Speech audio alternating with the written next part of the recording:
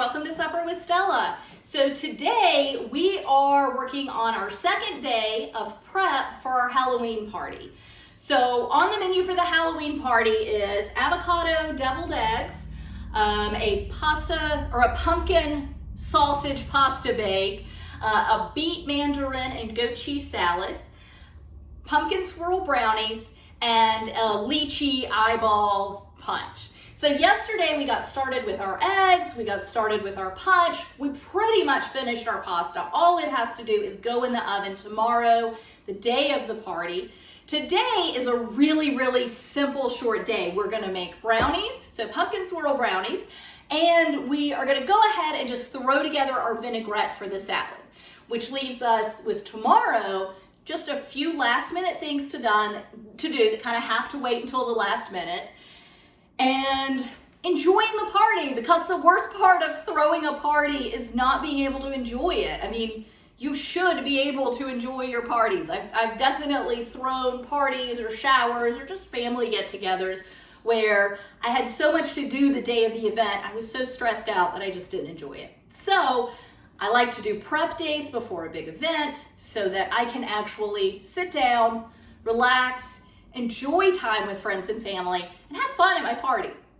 I said this yesterday, but if you don't have enough time, just depending on your schedule, if you don't have enough time to do 2 days of prep, what we're doing today, the brownies and the vinaigrette, can easily be put into day one. The vinaigrette is very simple. It can very easily be done just before you make the rest of the salad. I just want to get as many things as possible out of the way before tomorrow. But again, if you just have 1 day to prep, go ahead and do your brownies on day one. But I wanted to have an easy menu today so that there's plenty of time to get your house cleaned and decorated and ready for your Halloween party. Because, I mean, what's a Halloween party without decorations? You kind of got to do it. So, for the brownies, we're gonna start with just using, this one is Pillsbury chocolate fudge brownies. Use any box brownies that you want.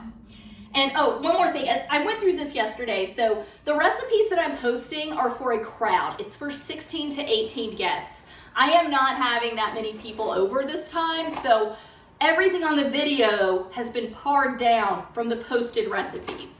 That said, they're all very simple recipes that are easy to double, triple, halve, quarter.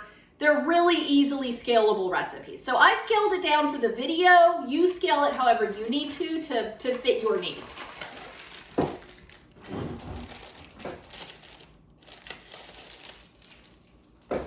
Okay, so just starting with box brownie mix. And as always, probably should have gotten a bigger bowl. I mean, I know this will work, but always happens. And then what I do to kind of dress just the box up, I love box brownies. I actually do not always do this if it's just Friday and I'm baking brownies, but for the party, to dress these up just a little, I'm gonna substitute water for coffee and oil for butter, okay? And then I'm gonna use 2 eggs. Sometimes I use a brownie mix that only calls for 1 egg, and I will sometimes just add an extra egg. Every box mix is a little bit different. So that's why I say substitute rather than give you an exact instruction, because the ingredients in the box are a little different. So this says to use 2/3 cup of oil. So I heated this up in my oven so it's still hot. I went ahead and measured out 2/3 of a cup of butter. And then it calls for a 1/4 cup of water. I'm gonna use a 1/4 cup of coffee. This is what's left over this morning. I'm just gonna go ahead and start mixing all this together.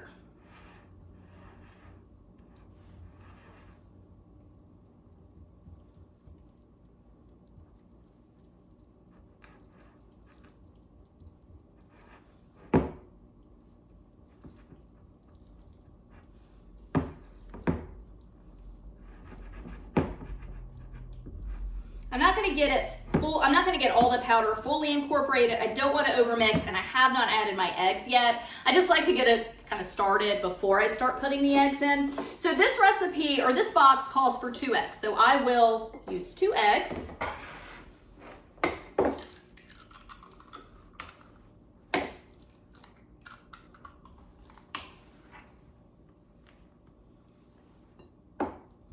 And just go ahead, poke the yolks so they mix in a little more quickly. You can use a whisk. I just always find with this, yes, the egg mixes in better with a whisk, but then I just get so much batter stuck in the whisk.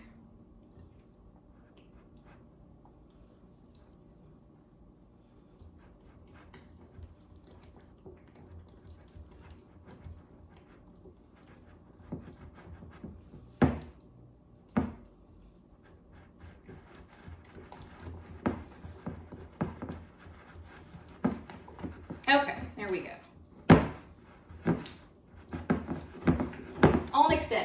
So again, I've scaled the recipe down with just the 1 box of brownies. I'm using this, it's 8.2 by 8.2 inch casserole dish. So I'm gonna pour, let me double check, 2/3 of this. And I'm not gonna measure it. I'm just gonna eyeball 2/3.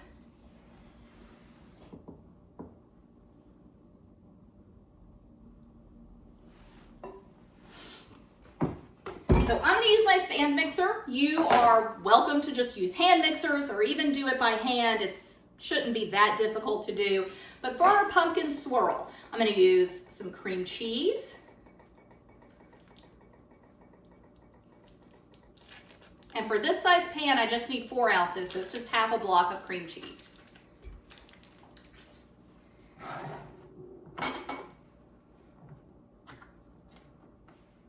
About half a can of pumpkin.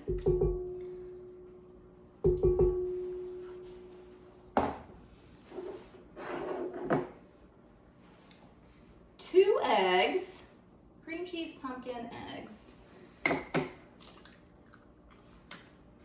I'm gonna go ahead and start combining these. And I'm just using the paddle attachment.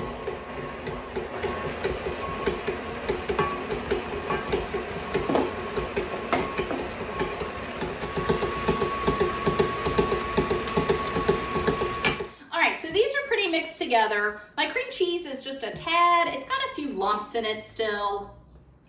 So I'm gonna let this run for just a little bit longer. I'm just gonna scrape down all my sides.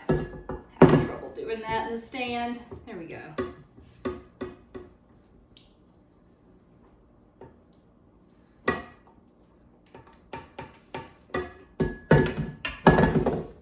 And you do wanna make sure that it's room temperature cream cheese, okay? So that's gonna help prevent some of the lumps, but since I don't have any sugar in here, there's plenty of sugar in the brownie mixture itself, so I didn't want to add extra sugar to this, but sugar will kind of help the like butter or cream cheese, something that's more of a solid mass, kind of grate it down as it beats.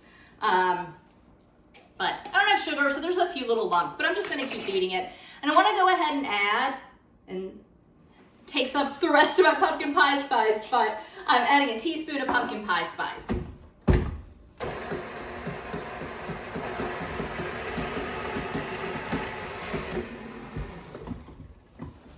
Okay, I am happy with that. Couple little lumps, but they're very small. I'm not worried about it.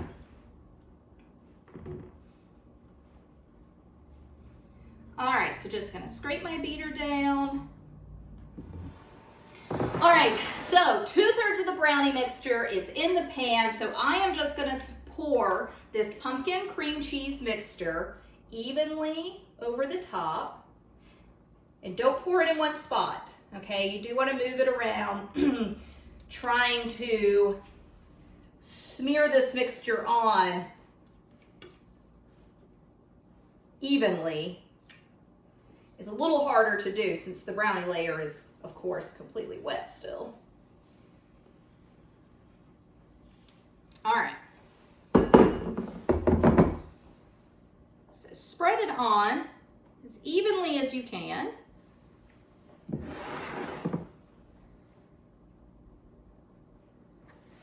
Doesn't have to be perfect, okay? Just as evenly as you can. And then we're gonna top it with the rest of our brownie mix.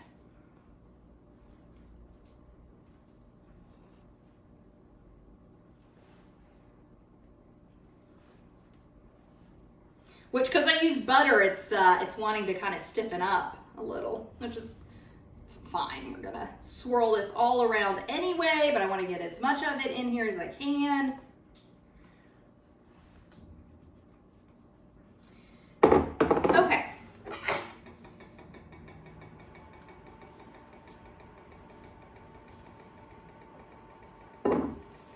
Cook Street right there. And then we are just going to swirl all of this around. I just use a butter knife for it. I think that's the easiest thing to do. Try not to touch you don't want to fully incorporate it. You just want to swirl it around, okay? Try not to touch the bottom of the pan too much because you don't want to break that, you don't want to create a line in this. I sprayed the pan first.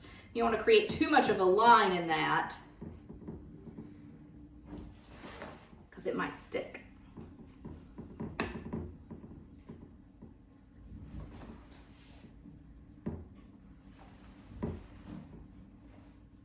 Okay, so this is it. I don't want to combine it too much. So this is what it looks like.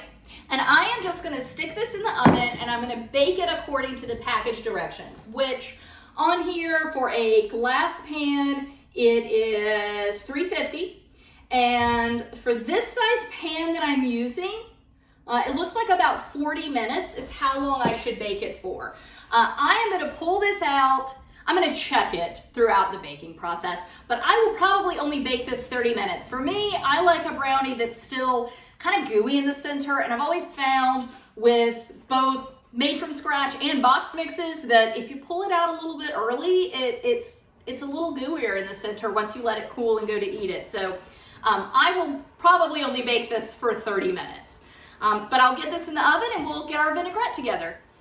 All right, so we're gonna go ahead and get our dressing together for our beet and mandarin salad. So I'm gonna start with my olive oil. And it's just a really, really simple vinaigrette that we're doing. No reason, if you don't have time to do things today, sorry, I'm trying to look at this measurement. If you don't have time to get this done today, there's no reason that you couldn't do this tomorrow, the day of the party, or have it done yesterday. Today is mostly about getting brownies made.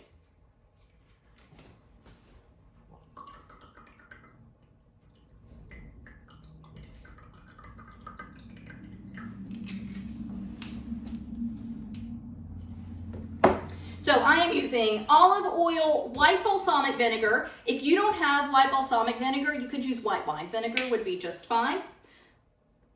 A little bit of honey, salt, pepper. That's it.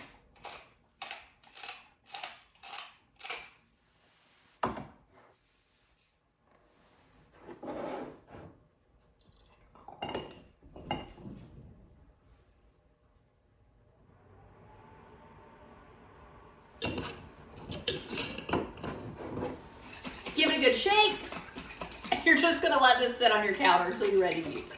Very, very simple. No reason this couldn't be done on a different day if you wanted it to. Or if you needed to do that, okay? So salad dressing, done.